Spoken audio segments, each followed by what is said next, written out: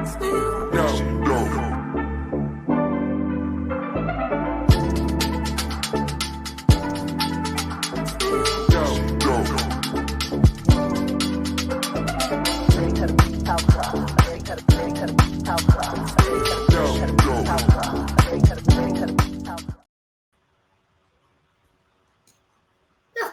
Well, hello.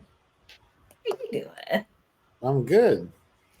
Well, it's just Yeah. as everybody, y'all can see it's just us two, just Chris and I. Shahida could not be here. She is Shahida traveling. cannot be here, so we are taking it upon ourselves to talk about the latest episode of Married at First Sight. So do we really want to go for the jugular and start with Emily and Brennan? Let's do it. I'm all for it. Yeah. He's got a lot of not only anger issues, but he's hiding something. It seems like he's hiding something. And now I understand he felt attacked when the girls or her girls were trying to come for him. I get that. But first of all, you got to expect that. Your girl's going to get attacked by, whoever you brought. So not attacked, but they're going to ask questions. So don't be all like Cameron is able to handle things like that better. Yeah.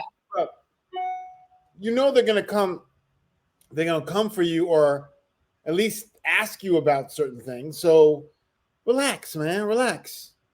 And if you have answers that are acceptable, whatever, don't be defensive. Well, why are you attacking me? Well, I took the things out of the. That's not what they're saying. He couldn't read behind. They were talking to him like women talking to a man, and he was responding like, "Why are you talking about it?" I did this and the other. It's like that's not the point. It's like helping your wife or being supportive. Doing the same things. He's like, well, you weren't there for so-and-so. He's so defensive, very defensive. I will say, as a woman, I would expect my friends. I was a little disappointed. I was kind of like on the fence with her friends, Kiara and Alex.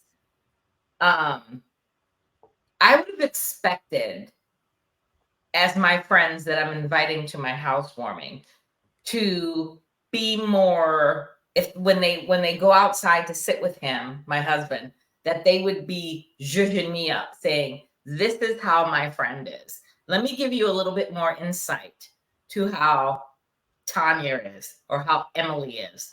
And this is how she thinks. This is her thought processes. This is how she lives her life. And where do you see, what do you think you can bring to the table on that? I didn't like the way that they were so combative. That was a little bit disturbing to me. I would have, like, if it was you and I was the person that was talking to your man or whatever, I'd be the same way though. I wouldn't be more zhuzhing you up. I'd be more like, nigga, who are you? I mean, I'd be more of like, so. And if I heard anything like they heard from her, like he didn't want to move in or this, that, and the other, I'd be like, yo, what's up? Like, what's going on? I mean, and they and the way they were doing, like, so I mean, you seem emotionally resistant. He's not gonna respond to that. I'd be like, yo, so what's up? If you're not into it, then say you're not into it, but don't like act like you are and not, or at least talk to him. They were trying to be ginger with how they were coming at him, but they were still coming at him. Does that make sense? Either you're gonna come at him and say, hey, what's up with this? But they were kind of like, no. The one also was just like, no, I'm not attacking, but what's wrong with you? I mean, so he's who are you? She was like, who are you? Right. I get that, but I will say this. I didn't like the fact that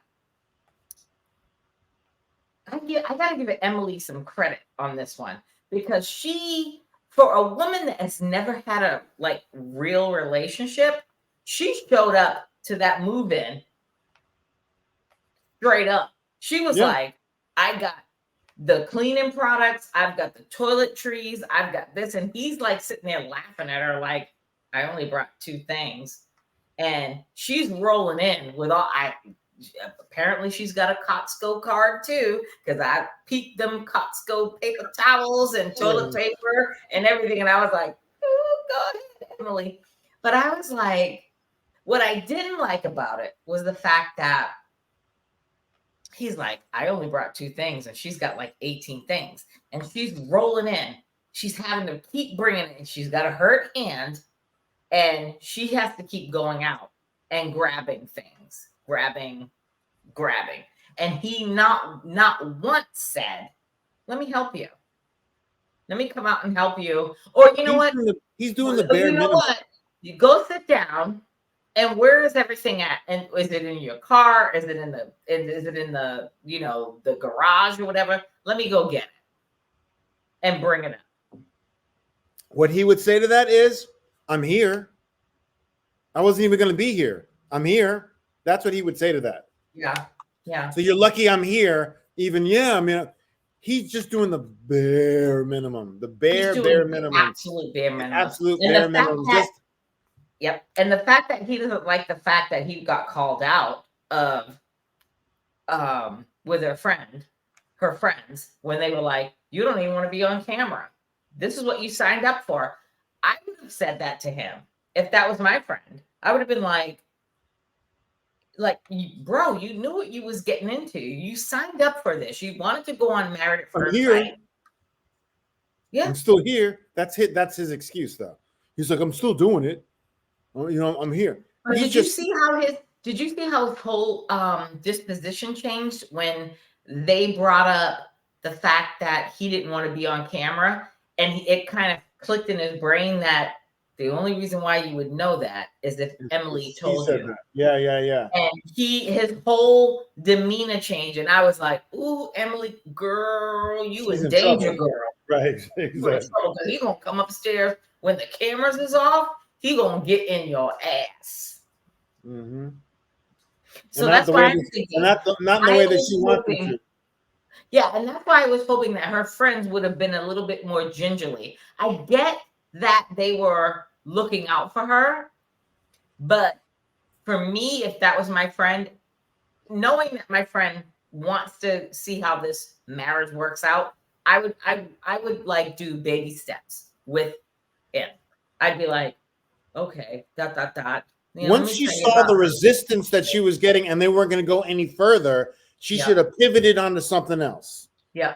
But she kept going. They kept going. And he was more and more defensive. They should have been like, so what's your favorite thing about her that you like? Like they should have gotten off of, I'm not going to attack him, but figure out another way around it. But they didn't do that. They kept on going. And that was the problem.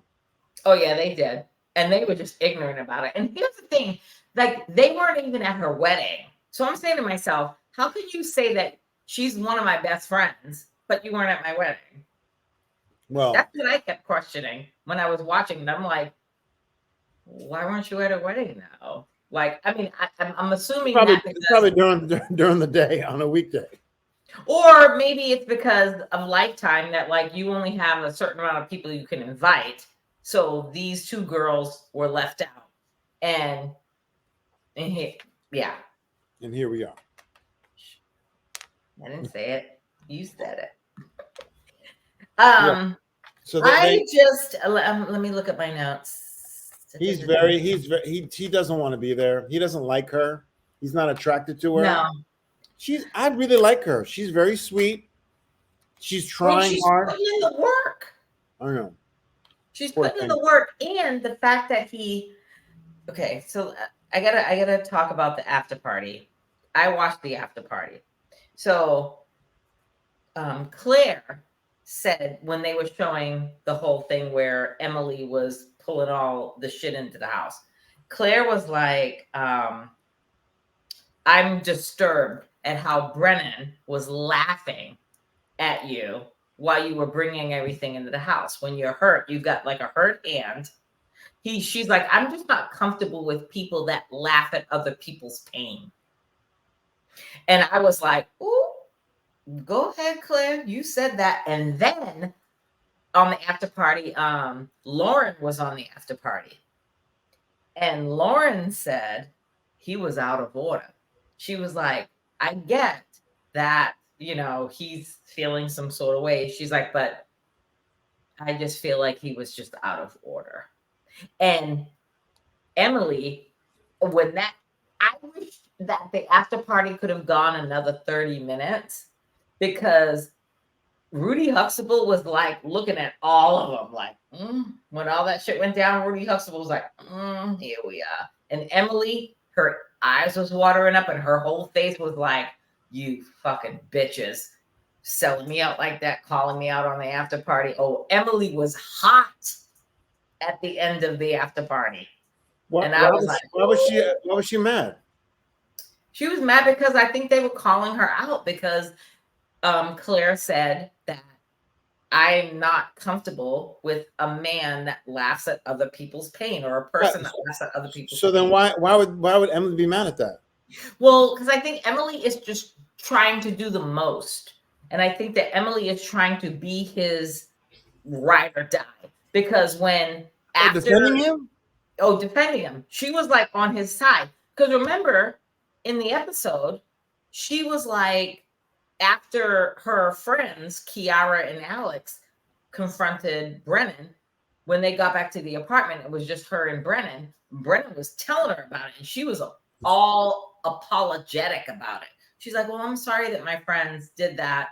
And she was very, very apologetic. And he was like, well, I'm glad, like he's doing the confessional. And he's like, well, I'm glad that she took my side and was apologetic and, was supporting me on all this. And I'm just like, Well, it seems like, no, that was Cameron. I'm sorry. Never mind. At the wedding. Like when the sisters attacked him. Yeah. I thought that was the same thing. Yeah. Well, same thing. It is the same thing. But it's like, yeah. They should have not oppressed him so much on that. Because they kept going on the same thing and he wasn't budging on it. So go and try to be friends with them or try to, figure out another way to go around it and be I wouldn't have done it on the housewarming. I would have done it afterwards. Like the housewarming here, like especially if I've never met the man because I wasn't at your wedding. I would just want to sit with you and be like, hey, tell me a little bit about yourself and let me tell you about my friend that I've known for all this time that I consider my best friend. Let me tell you about my friend. And then we'll go from there. And you can ask me any questions and I'll ask you questions and then we'll go from there. Right. But yeah, I wouldn't have gone in like her friends did. I think her friends were just, that was just a little much. That was a bit. For the first meeting too, it's a little much. It was so much. So, you don't want to be there. He don't want to be there. I don't think he wants to be there. I don't think, and to be honest with you, I don't think even though like everybody says he signed up for this, you really don't know what you signed up for. Yes, you do. You could go into it. But then again, I take that back. Let me rewind. Because Married at First Sight has been on for a minute. Right. And if I sign up for Married at First Sight, I already know what that entails. Right. Exactly. So your responsibility is to at least do your best. At least try. Yep. If it doesn't work out, fine. It's great. We can be friends, this, that, and the other. But at least try. At least know that you're in this. It's not like this is the first or second season. You can watch past seasons and see the problems that they had or understand your cameras around or the difficulties that people have. Yep. But if you get chosen for it and throughout the whole process, just try. Even if you don't like your wife, you can get a divorce after 7 weeks, but at least do the process, because if they set you up with someone, they did it for a reason. Yeah. Things that, that you would look good together, you'd be compatible. So you got to give it's not just starting to date someone and then you're stuck dating them. No, you got married at first sight. So at least do the work. Do the work, yeah. And you know that cameras are going to be on you, period. and this is why I, as much as I'd love to, but I'm too old now. But I mean, I just don't like my business out there like that. Like, I wouldn't want people following me around at my most vulnerable moments. Like, no. They could do a seniors one like Married at First Sight, that need glasses. Or the Golden Bachelorette. That's what I'm saying. I'm saying the I Married at need First you Sight. to, which I need you to, you know. Married at First Sight that you need, like all the older people need glasses. Yeah, I would love that. But anyway, I just think, and I don't know if you watched the preview to next week. I watched a little bit of it. Oh, I can't wait for that. Because, bruh, Brennan, I keep saying it, he is toxic and he's controlling and he's a narcissist. I thought it was going to come out tonight or when I watched it today, which was last night, but today I watched it. But I thought that shit was going to come out last night, but it didn't. I think that's coming out next week because Pia is. Oh, I saw that. I saw that part. You saw that, right? And he's like, Pia's like, let her talk. And he's like, okay, but whatever. And he's talking to her. Oh. So. But she's that type of, unfortunately, it seems like Emily's that type of girl to want to, first of all, he could take advantage of her naivete. Yeah. And not being in a relationship by saying, oh, I guess I'm supposed to do what my husband says I'm supposed to do. You know what I mean? And I think that's what he's taken advantage of, because the fact that she's never been in a relationship, right, and she is so hell-bent on, I've never been in a real relationship, now I'm married. So now I think she's this independent, strong woman with her career and the whole nine, and now she's just I don't like this, where she's now deflating herself because of him. I don't like that. It's the same thing with Lauren. Oh, where's my nephew? What are you feeding him? You're throwing him what? I see him keep jumping up. He loves popcorn. Look, I see the ears. Come on, here we go. Ready, boy? Come on. All right, we're done with Emily and Brennan. I don't think they're going to make it. So we're only 3 couples in the whole thing. I know, and that's why they keep bringing in Lauren and Orion. Let's go to them, because that's all they have is 3 couples. I don't like the fact that Orion met with his friend, and then he's like talking about his divorce, and he's like, yeah, I'm divorced now. All teeth. I don't like him. I can't stand him. I didn't think, like I said last week, I didn't think that I would not like someone more than Alyssa and Chris Williams than I do Orion. Because Orion is a whole ass gaslighter. Yeah. And he didn't come into this with the right intentions. And I'm starting to think, I'm like, professionals, all the people in Denver that you could pull, you had to pull him. Like, how is he that good? There's not that many people of color in Denver, and probably not that many people who applied for it. So she was open to any other race, and he's, I understand why they set the 2 of them up, because they're both kind of fluid. They're both kind of, it should on paper work. It should work. Both minorities, both kind of open, both, have mommy issues.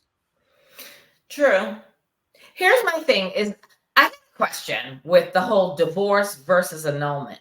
I think that Lifetime is just likes the word divorce, because here I'm thinking of, I'm not divorcing you. Like, we've never consummated this marriage. So give me my fucking annulment. Period. Yeah, the difference between an annulment and a divorce is annulment like the wedding never happened. I right? thought it was the wedding was. I thought the marriage was never consummated. I mean, and then we're talking about 9 days, Chris. Like they literally, like, if anybody should be the poster child for an annulment, it should be Lauren and Orion. And the same with, well, we can't say Chris and what a Paige, because they was fucking on day one, like multiple times a night. So they consummated that marriage. An annulment is an order that declares a marriage invalid. It declares that the marriage never happened. There are two types of annulment: civil and religious. Civil terminates your marriage and is granted by a judge. When a judge grants a request for an annulment, it's as if the marriage never happened. Right? Is there any reasons being that you can annul it versus divorce? It says either spouse may seek an annulment by filing a petition. Although each state has its own annulment requirements, the most common grounds for annulment are underage marriage, bigamy, mental incompetence, which is Orion, failure to consummate, failure to consummate marriage. Oh, a court may grant annulment if one spouse is physically unable to have sexual intercourse and didn't tell the other spouse before marriage. Interesting. Yeah. So fraud or misrepresentation. Yep. Perfect. She's got like a couple. So a divorce is a legal dissolution of marriage. Unlike an annulment, a divorce does not invalidate your marriage. It just ends it. Yeah, so, she needs to go. Lauren needs to go for the full annulment, because what I don't want Lauren to have to do is live the rest of her life being a woman that's like, I'm divorced. Not that that's going to hinder her in finding love again, but at the end of the day, 9 days in, this marriage isn't legit. You can't even, I mean, it's not a second marriage if you've been married 9 days. I mean, well, it's not even a first marriage. That's what I'm saying. That's what I mean, it's not a first marriage. That's what I'm saying. Be allowed an annulment. Like Lauren shouldn't be in the position to say I'm divorced. Lauren should still be in the position to say I'm single. I've never been married. All Lauren has to say is said, I was on a TV show called Married at First Sight, and it lasted 9 days. Right. Yeah, and it lasted 9 days. You think people are like, not anymore, they're not going, I don't want to marry you if you've had more than one marriage. I don't think people are still doing that. I don't think people do that, do they? I don't think so. But to some people that have never been married, that's problematic to them. Because let's go case scenario with Brennan. Brennan keeps saying in all these episodes, I'm not in a position to get divorced. I don't want to be that person that. Well, he's not trying very hard to do that. Exactly. Which I think he's trying to emulate his parents' marriage. Remember I said the past couple of weeks, his parents are toxic. He already said it, that his parents are toxic. And that the one time that he went off and showed his whole ass was on his parents. And I'm like, if you can do that to your parents, like if those are the only two people that you went off on in your life, imagine what you can do to someone that didn't birth your ass. That's true. It's disturbing to me. I'm just saying. Brennan's mannerisms is very disturbing to me. He just literally gives toxic vibes, and I don't like it. Toxic, abusive, narcissistic vibes, and I don't like it. And I think that I'm praying that Emily figures it out and is like, I gotta go. Yeah. I gotta go. Because I'm not doing this shit. She's not going to, because she doesn't know how to recognize it yet. No, she's not. She doesn't, because on the after party, she was like like literally her eyes were moist when Lauren brought up the shit. And then when Lauren brought up the shit and Rudy Huxtable was like, well, we're at the end of the show. And here's Emily getting her little drink, and her eyes, her whole dynamic shifted. She took a sip of her drink, and then she just looked straight ahead, and she had doo-doo face. Like she was just like, I ain't looking at these two bitches. I can't believe these bitches. I was literally reading her brain while she sat there. I'm like, she is looking straight ahead and saying, I can't believe you two bitches sold me out like that and called my husband out like that. Fuck you. He needs to be called out. And he needs to be called out. Hmm. But again, if you're not going to listen to your own friends, that your so-called best friends, who the fuck are you going to listen to? Yeah. Yeah. Anyway, let's go to Cameron and Claire. You know what? I'm liking Cameron more and more. I do. I like. I didn't like. I wasn't a fan of him. I thought he was.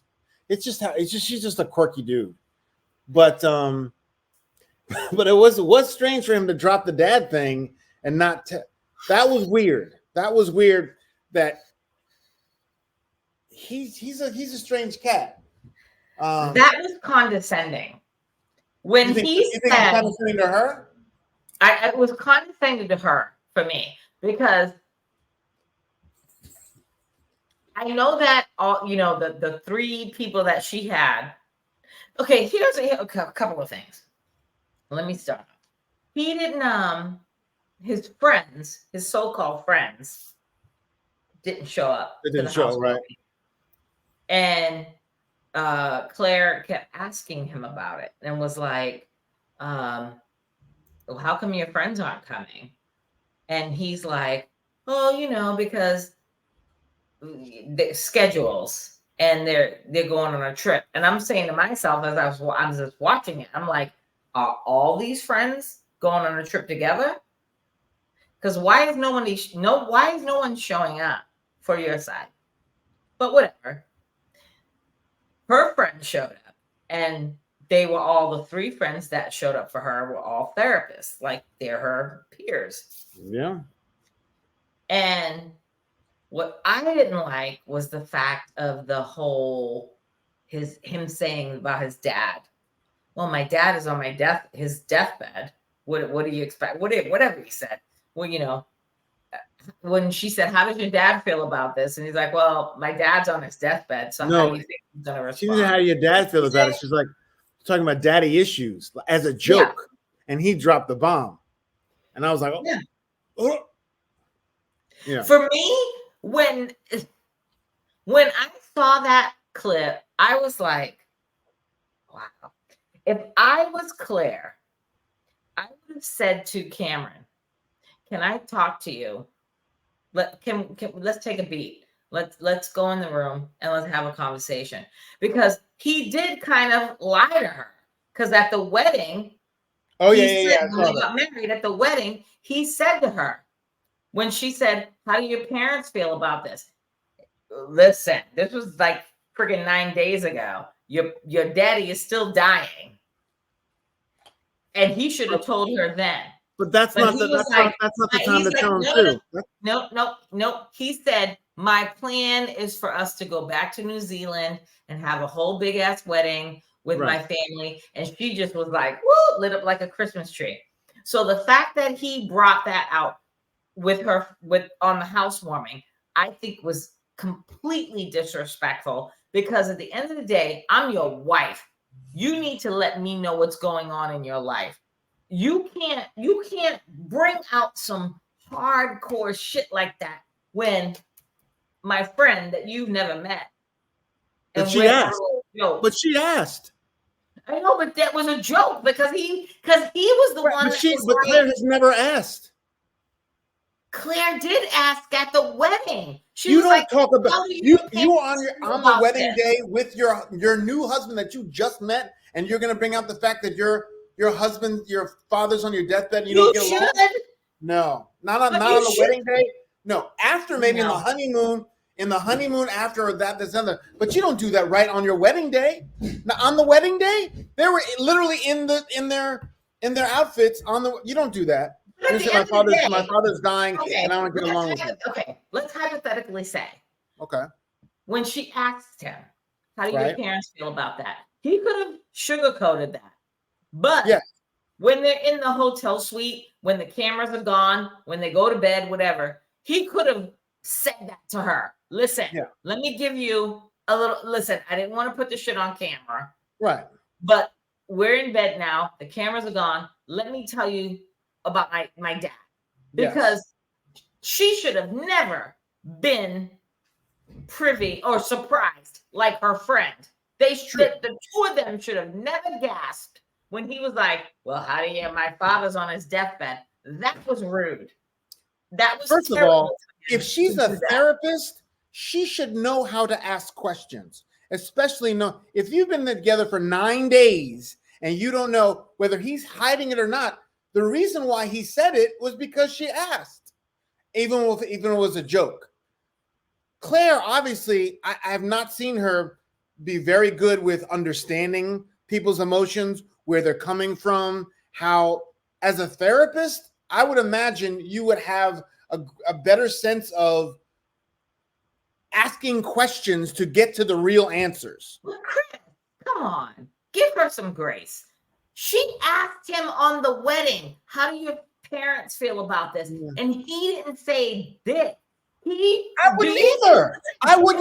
On my wedding, I wouldn't either. I disagree. If that was you, if you was Cameron and your wife was sitting there with the cameras on you and was like, how do your parents feel about this? You can say, oh, yes. Yeah, they don't know about it. Yes, they know about it. But my plan is to take you back to my home country and have a wedding. But would you hold on to that and not say anything after the fact to say? I would say something after. Let me finish. Let me not register in your brain to say, let me have a conversation with you. On the wedding, when they're holding their champagne, about to kiss and all that kind of stuff, I wouldn't get into anything so deep that you have to have a conversation, because that's a conversation. That's a serious conversation. You can't have a serious conversation when you just met this person. Everyone's in front of you. They're asking you champagne toast. You're just getting to know each other. We'll get into that later. Now, on the honeymoon, yes, he should have brought it up. I agree with you on that. But she didn't ask either. Why should she have to ask? Because because you want to know about your husband. I bet you he knows everything about her family. I don't have to ask about your parents anymore. All I have to do as your wife is say, how do your parents feel about this? If you're like, they're fine, we'll go back to New Zealand and have our wedding. Because for me, on as a woman, the wedding day, that your parents are good. You as a man should say to me on the honeymoon, listen, babe, I know I said that, but my dad is dying. He's on his deathbed. He's got an illness. He's dying. I'm not going to, for me, it's an out of sight, out of mind thing. If you tell me when I say your parents, and you say everything's good, I'm thinking your parents is healthy as fuck. You didn't say everything's good. You didn't say everything's good. He didn't say anything. But I would not bring it up right at the wedding when they're still in their thing and he just met her. He doesn't know her. He doesn't know her from anything. Now, let me finish. Granted, in the honeymoon and after that, yes, he should have either brought it up or she should have asked him. There should have been a conversation on both of their parts. You're exactly right. But I'm not going to do it when I just met you and we're literally in front of everybody, and I don't want to bring anything down if I say, oh, by the way, I don't get along with my father, and he's on his deathbed. Oh, wow, that's a great fucking... Yeah. That's a whole conversation. Now, afterward, he shouldn't have dropped it like that in front of the friend. I agree with that. But she did ask, even if it was a joke. I bet you and what I have a problem with is if Claire's such a great therapist, and you're married to this man, why haven't you asked, hey, why haven't you, what's going on with your family? Mm-hmm. That should be a question in the honeymoon. Mm-hmm. Afterwards, your parents didn't come. Is everything okay? If you're a therapist, you should be asking questions, pertinent questions to your husband. So I think it's both of their responsibilities. Yes, and maybe it's hard for him to talk about. Maybe he doesn't want because it doesn't affect him, even though it affects him emotionally. It doesn't affect his daily. He doesn't obviously get along with his father. There's something there that it's out of sight, out of mind. So why bring it up if it's not going to affect anything with us? That's my attitude about it. But on her end, she should have asked the question or if it's your husband and you're a therapist, why wouldn't you be asking pertinent questions?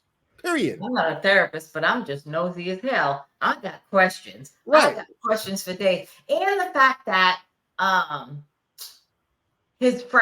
of his people showed up. Yeah, he doesn't have many friends there though. But he does. But he said He has to her, that couple that acts like his family, right? yes. But why didn't he invite them? He didn't invite them. He had other friends. It wasn't the couple that took him in as his surrogate parents. Right. He had other friends, and he's like, and on the episode, she was like, "How come they're not coming?" And he's like, "Well, because they Well, were we going don't on a really trip. know the reason why they weren't coming. He said they were going on a trip. Yeah, but and they said their he thought they schedules- were coming though. It wasn't like from the very beginning, I don't want anybody to come. He said they're supposed to be coming, and then last minute he said I can't come. So yeah, that's I will say about this with Claire, I'm still hopeful for Claire and Cameron because I like the fact that she brought him lunch to his job, his company, and he was like, put the glasses on. And for me, Claire is like, I relate to Claire because for me, I don't care how you look. I'm a sapien, whatever they call them shit. It's for me, it's all about intelligence. So she was like, oh my God, he's so smart. He has his own company. He knows what he's doing. This is what he loves. She loved that. And I was like, She gives him no affection at all. None. And she needs to step up. And I need the experts to get in her ass because he literally likes her. He really is into her. And I get why he's shutting down because he's like, I'm not putting because I do the same thing. I could love you and you don't even know it. I could be in love with you and you won't even know it because you're not giving me the same. I can give you bits and pieces, but if you're not giving me that in return, like I'm gonna be like, yeah, I'm gonna wait until you. She just doesn't. Take the next step. Now, mind you, this is the way to actually do Married at First Sight and work through things and try and work things. Mm-hmm. I don't think they're going to end up together at the end, honestly, but at least they're both trying to figure out and navigate. Yeah. She's a little with the party thing. She was a little bit much. Yeah. Calm down. And he's like, okay, well, I can get the food if you want. She's like, yeah, then, she was a little bit much, wanting everything to be perfect. But here's the thing. But my thing with that is, I get that she told him to get the food or whatever. But at the end of the day, if you're that type of mentality, because I am that person. Like when I've had things at my house, I do everything myself. I'm not relying on it. Yeah, but if you have a partner, I'll just do it. Yeah, but if you have a partner. But if I have a partner, and especially a partner that I don't know and I'm not familiar with. If I'm on Married at First Sight, I'm not familiar with, so I don't know his MO. I'm just going to be, as a woman, I will take, and oh, Lord, women, don't get in my ass. But as a woman, I'm going to take the reins and be like, I'm going to take care of this. I'm going to make sure the food is good. The decorations is good. Everything. The theme, the only conversation I'll have with him is, what theme are we going to do for this housewarming? And then once it's done, we're good. But is she that type of person, though? She just seemed to me uptight about because if she was that type of person, she would have been like, I'm going to take care of everything. I'll need help with this, that, and the other, but let me take care of everything to show that's the type of wife she's going to be. That's I have true. no problem with that. Oh, okay. Well, okay. What do you need help with? You don't need help with anything? I'll be over here. Call me when you need me to lift a box or take out the garbage or do something. But she seemed so, I got to make sure everything's perfect and not delegating well to him. Yeah. Or she did delegate to him, and he was like, it's not going to be ready or whatever. Mm-hmm. And then when it was 5 hours later, he's like, she admitted, if she had taken care of it herself and been like, okay, this, that, and the other, be another story. So see, again, it's just another example of with relationships. Like, you know, we're people of a certain age, and we just do what we do. You know what I mean? Like when we're in relationships or what have you. Like, I'm not a tit for tat person per se. I'm looking at it like, look, we're having this little shindig at the house, and I'm gonna take care of all the food and decorate. I'll just plan whatever. Where does the word shindig come from? I wonder where the word shindig come from. I'm gonna look that up while you keep talking. Go ahead, keep talking. But I'm saying, like, vocabulary, if I wasn't sure, yeah, look it up while I'm talking. People, if I wasn't sure of him doing what he was supposed to do, I'll just get it done. It'll be done. Period. End of story. I've never in my life, in my relationships, even when I was married, never wanted to be that person to have to be like, did you get that? Did you do that? Did you do that? I never am. I don't like nags. I don't like being nagged to. Therefore, I will never nag anybody. So for me, I'm like, I'll just handle it. And all I ask in return as my man is that when I order all this food and I order all these decorations and I need help to bring it in or help putting stuff up, be the man, put it up. In America, the word was first recorded. This is the definition of shindig. In America, the word was first recorded in 1859, making it appropriate for 1864 New York as a Southernism for a kick in the shins. But within the next decade, it became to mean a loud, lively party. A kick in the shins. All right. I guess dancing. I mean, I don't know. Who knows? I do like him a little bit more. He did drop that on, and I think also he's the type of person too to do that. That's his wit and his comedy and his not dark humor, but he just dropped it like it was nothing, and I think it was more of a shock to everybody and a shock to her than it was rude and disrespectful. I think it was just like, that's how he is. He's like, oh, how are you getting along? Yeah, father issues. He's like, oh yeah, he's on his deathbed, this and the other. And I think he likes that shock factor of like, what? And I understand that she's like, I didn't know that. That's also her responsibility. I think it's both of their responsibility to. And I know they showed the clip, from the wedding. I just don't think that was the appropriate time. And maybe I'm just surprised if she's a therapist, why wouldn't she ask at another time? Why wouldn't you just ask another time? Like, what's going on with you? I agree. Listen, I'm a nosy bitch. I'm not a therapist, but I'm a nosy bitch. Because I'd be like, why wasn't any member of your family here, with the exception of these adoptive people? Like, who are these people? And I would have dug deeper with those adopted people. I would have sat at their table and been like, where's his people? Like, he don't got no siblings. He ain't got no cousins, no friends from New Zealand that would want to come over here and be in this wedding or be a part of this wedding, or no friends, no childhood friends from New Zealand. Like, what's going on, Black Jesus? Make it make sense. That would be me. Yeah. I don't think they're going to make it. I don't think she's attracted to him. I think he likes her.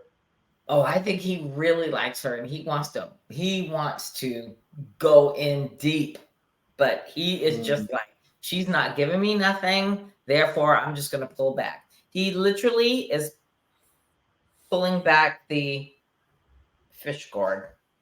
Yeah. He ain't doing her. So, and what's his name? And not Emily. Who's the Claire? Not Claire. Who's the third with the pink hair? Austin and Rebecca. But I told you that religion thing. It was the religion thing, and I'm telling you, it's gonna be a gay thing. I'm telling you, it's gonna be a gay thing. Is it gonna be a gay thing? I think it's because he's so Christian. There's got to be something in there because, as her friend said, she's willing to, adjust to the religion thing. Yeah, but come on. Okay, I get that. And I saw that. But his friend was like, I'm an atheist. So are we going to like condemn gay people over atheists? Because he's like, I'm an atheist. Right. When but he he's was not married talking to her. He's not married. That's his friend. I have friends of mine who I don't agree with their this religious things or this and the other, but I can still be friends with them. At the end of the day, come on, pick your battles. At the end of the day, it's your wife. That's a whole different ballgame. Yeah, no. Come on. No. You can't be friends. No, you can't. Yeah, you can't do that. That is stupidity. You can't have a friend that you've known for almost 10, 12 years and they're an atheist and you're going to accept them. And then you marry somebody and then they may not align, like their religious views don't align with yours. And then you're going to just to the side. That's stupidity. Who does that? No, but this is your wife. It's a whole different ball game. It's someone you're and raising kids that way as well.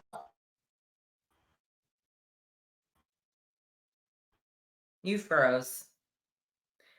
Okay, I'm going to continue to talk. So I'm like, how do you accept your friend that is an atheist, but you have that it's problematic if your wife? Like, I don't get that.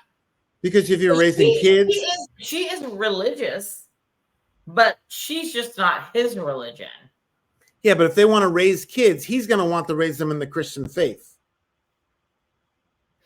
Yeah, I'm going to need to go back to, well, not go back, but I'm going to need to, for the next couple of episodes, I'm going to need to see his family again and see where that dynamic is, why he's feeling so conflicted, because I just don't get it. He seems so nice. His friends are great. Her friends are great. Like, that was the perfect friggin' housewarming of Austin and Becca. I thought that was a great housewarming for them. Yeah. They still get along really well. The only thing that is just conflicting to them is the fact that of the religion and the fact that, let's talk about sex, because she wants to get her back blown out and he is just like sitting back like, we'll wait.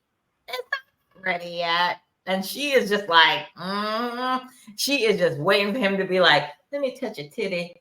Oh, titty, titty, titty, titty. Come on, she's ready to have it. Yeah. I still think they're going to make it because they don't have that many problems. They have little discrepancies. So I agree. I still have faith in that. That's going to be the only couple that makes it. Yeah, that's the only couple that's going to make it. If they make it.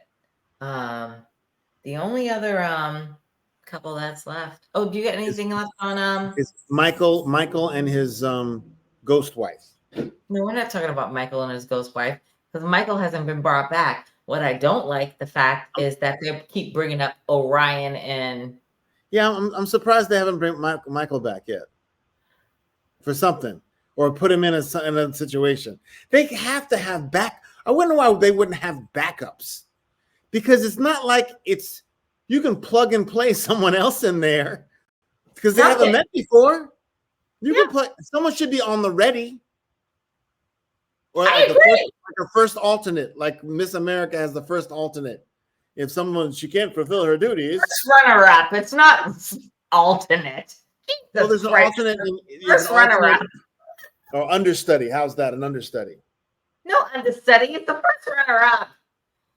I'm not talking about in a play. You have an understudy that knows all the lines, that does everything. So then they can step right. But they don't have all those people that wanted it.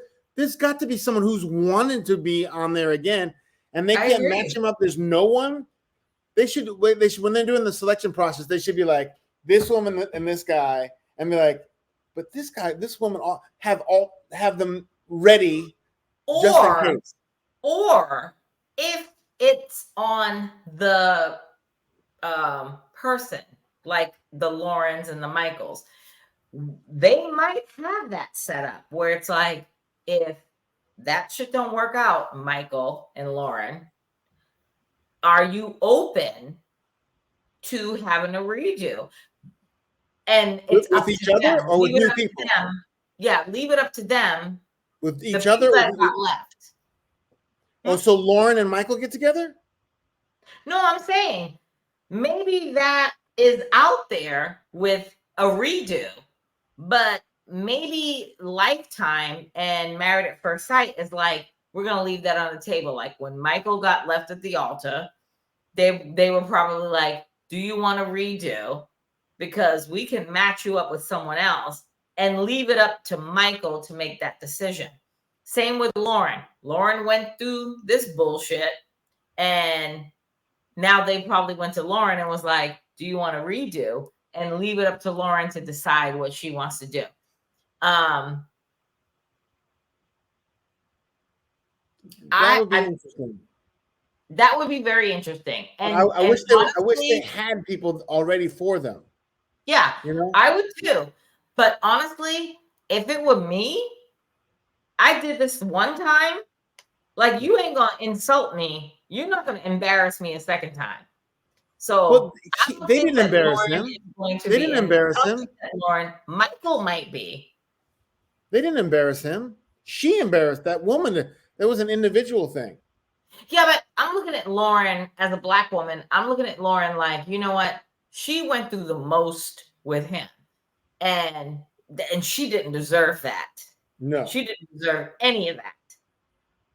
And if I was Lauren, I'd be like, I did it. I signed up. I went through the process. I got married. Now I'm divorced. So fuck you, Married at First Sight, and your whole fucking franchise. I'm out. Leave me out of this shit. fuck you and your Michael, on the other hand, who got left at the altar, he might be open to a do-over. Yeah, I can see that. And I have a feeling he's going to come back. That's what I'm saying. When are they going to bring? When are they going to bring him back? I think they're going to bring him back after. Okay, so listen, like I said, like I'm going to say right now, and I might be wrong.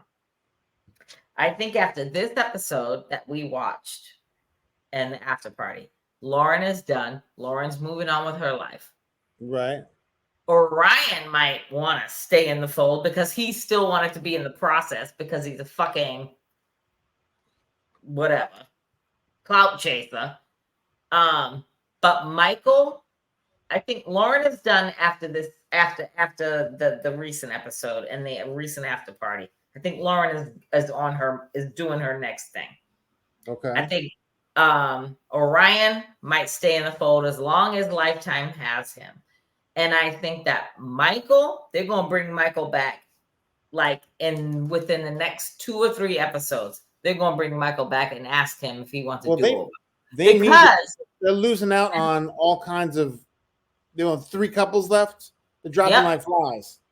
And the reason why I think they're going to bring Michael back into the fold is because I have a feeling that Brennan, let me go back to Brennan. I think Brennan is feeling some sort of way because I think I've been saying this on the Facebook pages with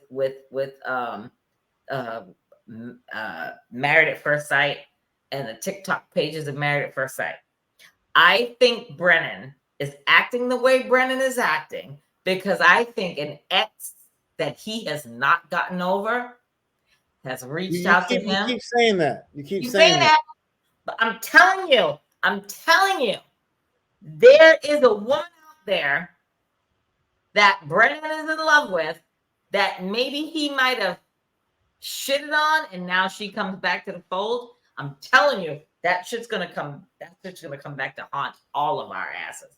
Okay. Brennan is, that's why Brennan is playing his fucking card. I'm just saying it. I might be wrong. And if I'm wrong, I'll eat it.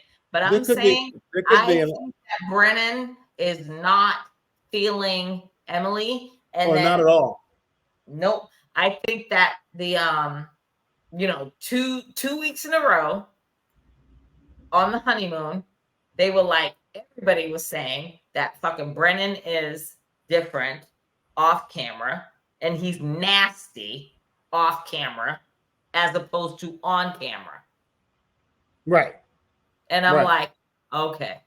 I think that Brennan is, something's gonna tell me, I feel it in my bone that there's a bitch that's gonna come out of Brennan's back pocket. Wait for it. Okay. Well, it could happen. It could happen. It could happen. We'll see. We will see. All right. Well, I think we did a good job today without our girl Shahida. Yep. So yeah. Hold on.